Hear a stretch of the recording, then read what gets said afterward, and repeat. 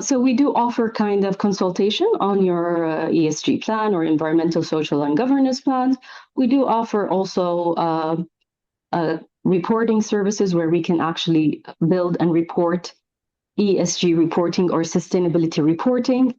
We also help on the other side, which is doing good. So if there's any services or you want to get involved in to be participate, we actually do that link and we help you kind of associate what you as a company passionate about with the people who actually appreciate that passion or can use that passion. So first of All all, right. do you feel like we can all agree that people recognize right from wrong, but do you feel like this new vision coming from the top is making it the right time for businesses like yours to thrive in the sustainability space? Because doing something right and doing something right, because if you don't, you will get punished by the law, are two different things. And so do you think people are now scared of repercussions? So they want to do things right so that they don't have to pay 5 or 10 times the amount that they could have paid at the beginning of setting up their companies, the companies you're aiming for, the small and medium companies. You think that investing in someone like you would help them save a lot of money in the future? Is that how you think they perceive businesses like yours? Um, Let me just put it this way. First of all, there is one side of it, which is the precaution or like, let's say, penalties or whatever kind of, like any business that they need to make sure in place. So they like legal kind of disclosures that they need to do. But there's also the other fact that you also want to set up your business also to get more interest, people to be more interested in you versus I'm only doing this just to cover my, let's say, my uh, liabilities or kind of due diligence. There's another aspect is, but there's a lot of opportunities out there for people who want to do good or businesses that want to do good. And there's a lot of funding happening for people who are set up very right. So it's also from that side. Um, in Saudi, there's a lot of support for startups. I mean, there's even with the Saudi Green initiatives, we're talking fund with billions. So if you're set up properly with the right kind of vision and structure, you are more actually closer to getting that fund or that scholarship or even that investor Shada, let me ask you moving forward. this.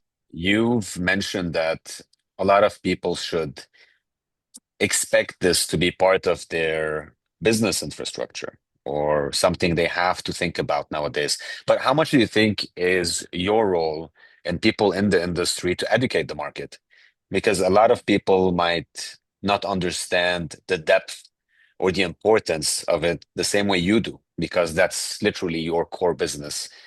And in a very in a fast changing environment and country like Saudi Arabia, maybe the people need a bit more time and you need to spend a bit more time educating on why this is so important for the vision of the country and for the business as well. So do you think you spend a lot of time educating or people just know about it and they come to you directly for help to implement? So let me put it this way. The first week we launched, I think actually within the first day we launched, I remember I got contacted like by a couple of like everybody's like, "What are you doing? We need to understand. This sounds like something we want to be involved in." So curiosity was part of what made kind of us moving forward. So there's the two things. There's creating awareness and let's say participating in curiosity. Curiosity is really important if you're a business. That's from your side. And from my side is meeting that curiosity with the right awareness and knowledge. Um, to be honest, when we started, I feel like because of the circle I was working in, awareness was there. Nowadays, I feel like as a country, became very kind of vocal about what they want to do, what they want to achieve. Curiosity has gone up, which means awareness will follow. And my job, and people who are in this kind of space, is the awareness part. So yes, maybe the first 2 years there was a lot of this session, what I'm doing right now, talking and explaining. But honestly, it is also part of what we offer as a part of our portfolio as a business or consultancy. We need to educate people. It's part of our job to let you know that this is happening, this is real. It's now, you can't debate like climate problems or even cultural issues. This is all part of what we're trying to achieve. So if you go now to Saudi, you will be surprised how it's quickly adapting. One of the good things I realize, even in UAE, is that because the government has uh, very clear visions and very clear um, strategies and a roadmap where they want to be and what they want to achieve, it's very easy for you as a business to align yourself on um, a national level. Mm. So even if you're like a coffee business and you want to be part of that broader agenda, you will always find a kind of a line that gets you there, and you will be acknowledged for that. So And that let me ask you, I want to end with this because we're really out of time. Shada, a lot of government have visions that go 5, 10, 20 years. And I've seen from experience in many different countries, those visions don't necessarily come true. Do you feel as a Saudi citizen that the transformation is being felt at the core? Do you feel like everything's changed if you compare 100%. 10 years from I don't now? know if you ever got a chance to visit Saudi or the Middle East very soon. Uh, I'm somebody who grew up here. I am blown away by the transformation that happened in the last, I would not say even 5 years. Um, it's ridiculous the amount of transformation. I'm living it right now. I am here talking about it, and me, Saudi, 10 years ago, will not be talking about her consultancy and what she's doing. And my work is not even for Saudi. I have clients from Africa working with me to work on their vision in Africa and their uh, the Pan-African agreements that they want to adapt and where they have to include sustainability agendas, and they're taking our advice on it.